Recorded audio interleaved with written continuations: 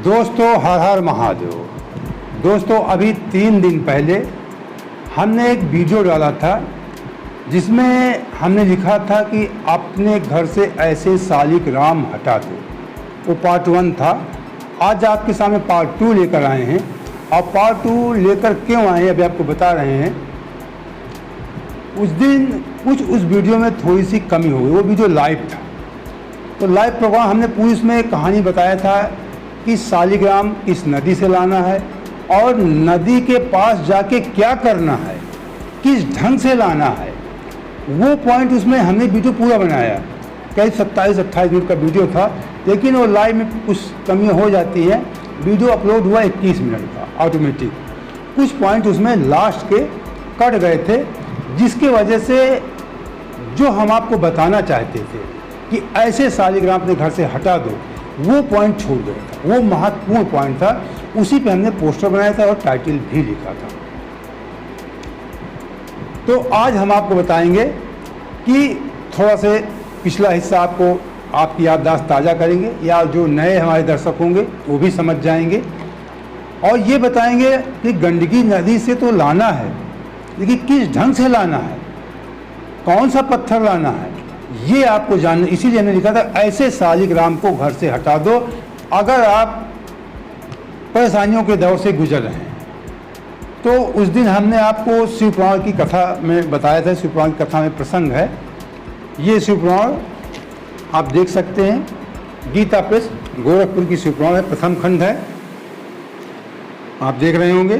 Gita press Gorakhpur की प्रथम खंड है, वो द्वितीय खंड है। और आपको बता दें, इसमें ये युद्ध खंड के आप बता रहे हैं, रुद्र संहिता के युद्ध खंड के 41वां अध्याय के बारे में हमने आपको बताया था। तो उसमें हमने आपको बताया था कि शालिग्राम के बारे में, कि शालिग्राम कौन सा शालिग्राम जो आपके लिए पुण्यदायी हो, और आपके जो दुख हैं, जो शालिग्राम आपने घर में गलती से अगर आपने रख लिया गलत शालिग्राम जी को, तो उनकी वजह से दुख भी हो सकता है। और तुलसी को हमने बताया था कि तुलसी वृंदा नहीं है। ये हम पोस्टर में भी उस दिन भी लिखा था और आज भी लिख रहे हैं। ये पार्ट 2 है, इसीलिए हमने उसको वीडियो अपलोड होने के बाद पार्ट 1 कर दिया था कि मेन पॉइंट उसमें छूट गया था।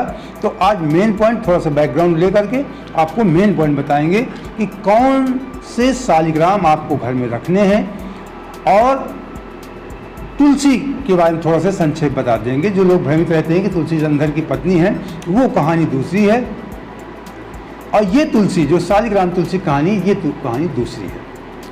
तो आपको बता दें, थोड़ा से संक्षेप में प्रकाश डाल दें कि उस दिन भी मैंने बताया था कि ब्रह्मा के पुत्र मरीच, मरीच के लड़के कश्यप, कश्यप के लड़के दंभ, दंभ के लड़के दंभ के भी एक दानव पुत्र हुए जो शंखचूड़ कहलाए।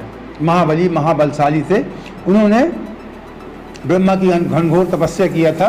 घनघोर तपस्या करने के बाद उन्होंने ब्रह्मा जी से कवच धारण कर लिया था कि मुझे तीनों लोक में, पूरे ब्रह्मांड में कोई न मार सके। और उनकी पत्नी तुलसी, ब्रह्मा जी ने कहा था तुम्हारी शादी तुलसी से होगी। और धर्मध्वज की बेटी है, बता दूं आपको, तुलसी जो है वो धर्मध्वज की बेटी है। उनसे शंखचूड़ की शादी हुई थी ब्रह्मा जी के कहने पे। और जो जलंधर और वृंदा वाली कहानी है, वो दूसरी कहानी है। उसमें बताएंगे आपको विस्तृत ढंग से। लेकिन आज मेन पॉइंट पे आपको आते हैं, ज़्यादा समय आपका खराब हो। तो ये शंखचूड़ बताया, शंखचूड़ की पत्नी तुलसी हैं, धर्मध्वज की पत्नी है। तो ये जो शंखचूड़ थे काफ़ी उपद्रव कर रहे थे, देवताओं को अपने बस में कर लिया था। इनका बताते शासन तो बहुत अच्छा था, ब्राह्मणों को मानते थे बहुत ज़्यादा। इनके शासन में कोई गरीब, दरिद्र, रोगी नहीं हो सकता था। सारी ग्रह इनके अंडर में थे, सब कुछ, सारी संपन्नता इनके पास थी। तीनों ब्रह्मांड, पूरे तीनों लोग को अपने बस में किए हुए थे। तो देवताओं ने अपने गुहार लगाई परमात्मा शिव से, साउंड में आते हैं, और उनसे कहा कि इनका वध करना। सारे देवता लोग हार चुके थे, सब उनके बस में थे, सब कुछ सारे लोग बस में थे। तो जब उनका युद्ध हो रहा था शंखचूड़ का और भगवान भोलेनाथ जी का, महादेव का, तो तभी एक आकाशवाणी हुई कि आप शंखचूड़ को, आप उन्होंने त्रिशूल उठा लिया था शंखचूड़ को मारने के लिए। एक भविष्यवाणी हुई। भविष्यवाणी में आवाज़ आई कि आप इस अपने त्रिशूल से आप पल भर में पूरे ब्रह्मांड को नष्ट कर सकते हैं, क्योंकि आप परमात्मा हैं, संहारक हैं। लेकिन रुक जाइए, शंखचूर्ण नहीं मरेगा, क्योंकि इसने कवच धारण कर रखा है और इसकी पत्नी पतिव्रता है। जब तक उसका सतीत्व नष्ट नहीं होगा, पति धर्म उसका नष्ट नहीं होगा, तब तक आप इसको नहीं मार सकते। तो भगवान भोलेनाथ का ऐसा ही होगा। उनकी लीला है, माया सब होती है, उन्हीं के द्वारा वही परम ब्रह्म उन्हीं के द्वारा आकाशवाणी हुई होगी। लेकिन जो उनको करना है, एक लीला करनी है, तो फिर उन्होंने भगवान विष्णु को बताया कि आप इसका कवच लीजिए छल के द्वारा। कि भगवान विष्णु गए ब्राह्मण का रूप धारण कर, क्योंकि ब्राह्मणों को बहुत मानता था शंखचूर्ण, ब्राह्मण रूप धारण करके उससे दान में पहले कहा कि आप हमें कुछ दे सकते हो, उन्होंने कहा कि हाँ देंगे। फिर दान में उनसे कवच ले लिया, उसने ब्राह्मण को कवच दे दिया। फिर वहाँ जाते हैं उसकी पत्नी के पास, इधर उसके पत्नी के पास जाते हैं। जब तक उसका सतीत्व नष्ट नहीं होगा तब तक अभी मर नहीं सकता था शंखचूर्ण भोलेनाथ के द्वारा। उसके सतीत्व को नष्ट करने के लिए जाते हैं ये शंखचूर्ण बन के, कि हम वहाँ से देवताओं से विजय प्राप्त करके आए, महादेव से जीत कर आए, मतलब युद्ध विराम हो गया हमारा और हम यहाँ आ गए। संक्षेप बता रहे हैं। उससे पूछा कि वो असंख्य ब्रह्मांडों को एक पल में नष्ट कर सकते हैं महादेव, कैसे आप उनसे जीत गए? सारा बतान पूछती। तुलसी जानती थी कि महादेव परम ब्रह्म से आप कैसे जीत गए। ने बताया कि बहुत दिनों तक युद्ध चला, फिर ब्रह्मा जी आए, उन्होंने हमारा युद्ध विराम कराया, सीज फायर करवा दिया, उसके बाद फिर हम चले आए। ऐसा कहानी है। ये कहानी बहुत लंबी है, लेकिन हम शालिग्राम पे आते हैं। मेन शालिग्राम आपको जानना है, शालिग्राम तुलसी का है। फिर उसके बाद उनके साथ उनका रमण हुआ और उनकी जो भी पति पत्नी का सिस्टम होता है उनके साथ क्रीड़ा हुई। क्रीड़ा के बाद जब वो उस क्रीड़ा रथ में जान गई तुलसी कि ये मेरे पति नहीं हो सकते हैं, उनको एहसास हो गया। उसके बाद उन्होंने उनका काफ़ी नाराज़ हुई, उनको श्राप दे दिया कि आपको जरा भी दया नहीं आई। और भगवान विष्णु तुरंत उसे मूर्ति रूप बन गए। मूर्ति रूप बनने के बाद ये जनाने के लिए मैं विष्णु हूँ, उन्होंने कहा विष्णु आपको दया नहीं आई, आप पाषाण हो जाइए। जब ऐसी फिर वो रोने लगती है, फिर भगवान शिव प्रकट हो जाते हैं। भगवान शिव प्रकट होने के बाद समझाते हैं तुलसी को कि तुलसी रोइए मत, ये आपके पूर्व जन्मों का कर्म है, तभी आपको विष्णु प्राप्त हुए हैं, ऐसे विष्णु नहीं आ गए हैं। ये पूर्व में की हुई तपस्या का आपको फल मिल रहा है।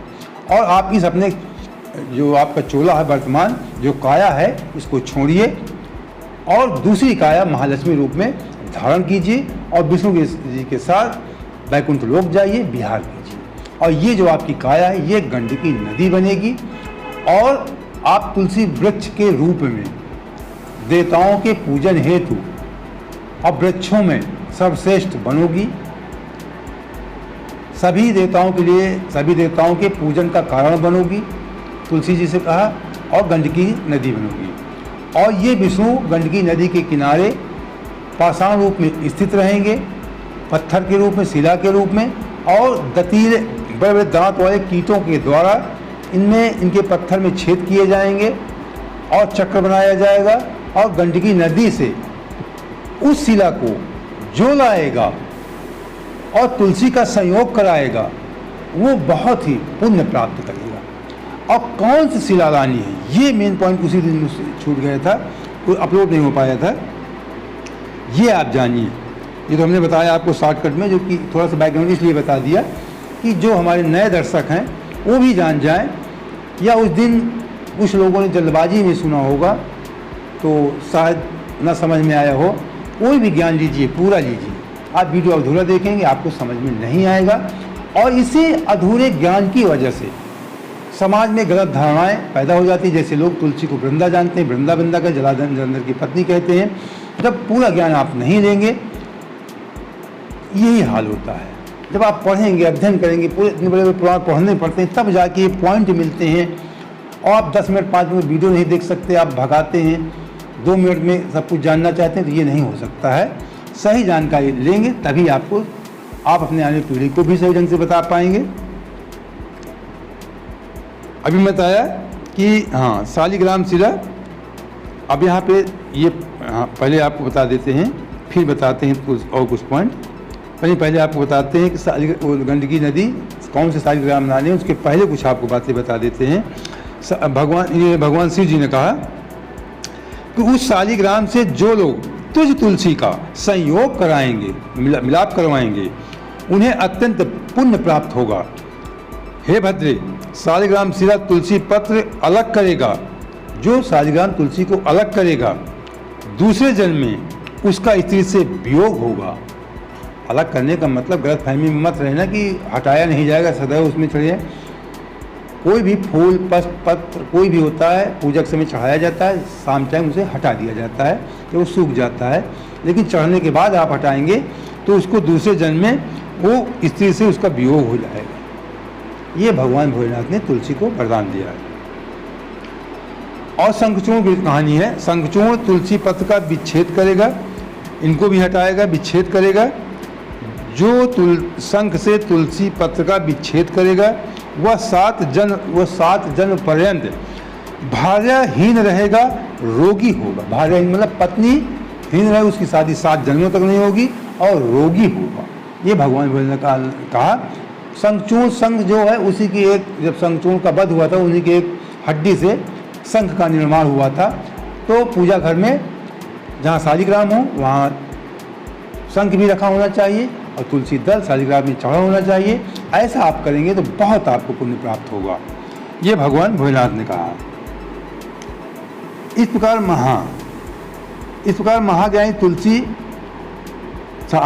महाज्ञानी शालिग्राम, तुलसी और शंख को एक स्थान पे रखेगा, वो श्री हरि का प्रिय होगा, वो भगवान विष्णु का प्रिय हो जाएगा। ये भगवान भोलेनाथ कह रहे हैं। भगवान भोलेनाथ कह रहे हैं कि जो बुद्धिमान व्यक्ति, महाज्ञानी, शंख, शालिग्राम और तुलसी को एक स्थान पर रखेगा, वो श्री हरि भगवान विष्णु का प्रिय हो जाएगा। ये भगवान भोलेनाथ ने वरदान दिया है। तुम एक शंखचूर्ण की पत्नी रही हो, पहले तुलसी के शंखचूर्ण के साथ यह तुम्हारा वियोग केवल इसी समय तुम्हें दुख देने के लिए हुआ। मतलब ये कुछ समय आप उनकी पत्नी नहीं, ऐसा ये वियोग इसी ये सब कारण बना भगवान विष्णु से मिलने का। और अब लास्ट में आते हैं आपको जो बताने के लिए कि जो मेन पॉइंट उस दिन छूट गया था। भगवान विष्णु वहीं पे गंडकी नदी वो बन गई और गंडकी नदी के किनारे वो शालिग्राम शिला के रूप में स्थापित हो गए भगवान विष्णु। और जो नदी से आपको लाना है, आप बता दें, इस शिवपुराण में लिखा हुआ है, लास्ट में नीचे लिखा हुआ है कि जो शिलाएं जल में पड़ी रहती है, जो शिलाएं, जो पत्थर आप लाएंगे गंडकी नदी से, जो जल से आप जाना है, आपको अपने नाते खास रिश्तेदारों से, विश्वास पात्र से मंगवाएं या खुद जाएं, जाकर लाएं। इसमें लिखा जो जल में पड़ी रहती हैं वे अत्यंत पुण्यदायक होती हैं। जो जल से निकाल कर, गंडकी नदी के जल से आप निकाल कर लाएंगे, वो शालिग्राम शिला अत्यंत पुण्यदायी फल देंगी, बहुत आपकी उन्नति होगी। एवं जो स्थल में रहती हैं, जो बाहर, जो कुछ लोग गए या आप कहीं बाजार में खरीदते हैं, तो जिसको बेचना है जरूरी नहीं कि वो नदी के अंदर से ढूंढ कर लाए, बाहर से पत्थर पड़े उनको एकत्र कर लिया, अपने बेच रहा है, उसको व्यवसाय करना है। तो जो स्थल में पड़ी रहती हैं उन्हें पिंगला नाम वाली जानना चाहिए, वो पिंगला कही जाती हैं। वे मनुष्यों को संताप ही प्रदान करती, दुख ही प्रदान करती हैं। अगर नदी के बाहर की शालिग्राम शिला आप अपने घर में रखे हैं तो ये मैंने कहा था उस शिला को हटा दीजिए। अगर आप परेशान हैं, दुखी हैं, तो अगर ऐसी कोई समस्या नहीं है तो आप मान लीजिए कि आपके शालिग्राम अच्छे हैं। और अगर आपको परेशानियों से दौर से गुजरना पड़ा है तो कहीं ना कहीं शंका की सूझ जाती है कि शालिग्राम हो सकता है आपके सही ना हो, तो उनको आपको फेंकना नहीं है। इतने दिन आप किसी भी एक साधारण पत्थर को पूजते हैं, वो भी पूज्य हो जाते हैं। ये हमारे सनातन धर्म की परंपरा है, तो आप उनको फेंकना नहीं है। ससम्मान माँ गंगा किसी नदी में जाइए, उनको प्रवाहित कर दीजिए प्रणाम करके। अगर आपको शंका है तो, नहीं है तो आप उन्हें अच्छे से पूजन कीजिए, तुलसी पत्र चढ़ाइए, पास में शंख रखिए उनके। और अगर आपको शंका है, आप परेशानी के दौर से गुजर रहे हैं और गंडकी नदी से जाकर लाना चाहते हैं जल के अंदर से शालिग्राम, तो आप उनको प्रभावित कीजिए और खुद जाइए गंडकी नदी, वहाँ से शालिग्राम शिला लाइए। कोई असंभव कार्य नहीं कि आप नहीं ला सकते हैं। बड़ी बड़ी यात्राएं लोग देश विदेश जाते हैं, बड़े आप भी तीर्थ यात्राओं में जाते होंगे। उत्तर प्रदेश बिहार में गंडकी नदी है, नेपाल से निकलती हैं और महाराजगंज और कुशीनगर होते हुए और कुछ ज़िले हैं, आप नक्शा में देख सकते हैं गूगल में। वहाँ से फिर बिहार होकर समुद्र में जाके मिल जाती हैं गंडकी नदी। और विष्णुरूपी जो छार समुद्र है इसमें लिखा हुआ है, वहाँ जाके उनकी पत्नी रूप से मिल जाती है उनके, वही गंडकी नदी। तो वहाँ से शालिग्राम शिला आप लाइए, उनको पूजिए, उससे आपको अनन्य फल प्राप्त होगा और आपकी सारी दुख बाधाएं दूर हो जाएंगी। लेकिन आपको शंख को, शालिग्राम को साथ में रखना है और तुलसी दल उनमें शालिग्राम में आपको चढ़ाना है, ये इसमें लिखा हुआ है। तो मेन हमारा पॉइंट करने का था कि गंडकी नदी के जल के अंदर से शालिग्राम जी को आपको लाना है। और शिव पुराण में एक चीज़ और लिखी हुई है, मैं आज हम कभी कभी ऊपर इसलिए डाल देते हैं इनको। ये मैं एक मुखी रुद्राक्ष पहनता हूँ, ये 5 मुखी रुद्राक्ष है मेरे पास, ये मैंने मंगवाया था बहुत दूर से। तो ये बताने का ये है कि शिव पुराण में साफ साफ लिखा हुआ है कि आपके शरीर में चाहे एक ही रुद्राक्ष की गुड़िया कहीं ना कहीं होनी चाहिए। ये शिव पुराण में लिखा हुआ है। रुद्राक्ष धारण कीजिए। पूजा के समय ये भी लिखा हुआ है कि त्रिपुंड लगाना चाहिए, बगैर त्रिपुंड लगाए पूजा नहीं करनी चाहिए। अगर त्रिपुंड नहीं लगा सकते हैं, यथा जैसी आपकी भक्ति है, जो भी है, आप तिलक लगाइए, कुछ भी चंदन तिलक लगा सकते हैं। और ये नहीं कि आपको त्रिपुंड भस्म का ही लगाना है, इसमें उल्लेख है, हमने पूरी किताब पढ़ी हुई है कि भस्म हो, चंदन हो, कुछ भी नहीं है। जो धूप बत्ती जलाते हैं उसकी राख हो सकती है, या किसी पवित्र वृक्ष, कोई पुष्प का वृक्ष है उसके नीचे की मिट्टी हो सकती है। इसको आप त्रिपुंड लगा के पूजा किया करें, ऐसा है मामला। तो ये शालिग्राम जी की हमने आपको बहुत अद्भुत और बहुत महत्वपूर्ण आपको जो कथा सुनाई है।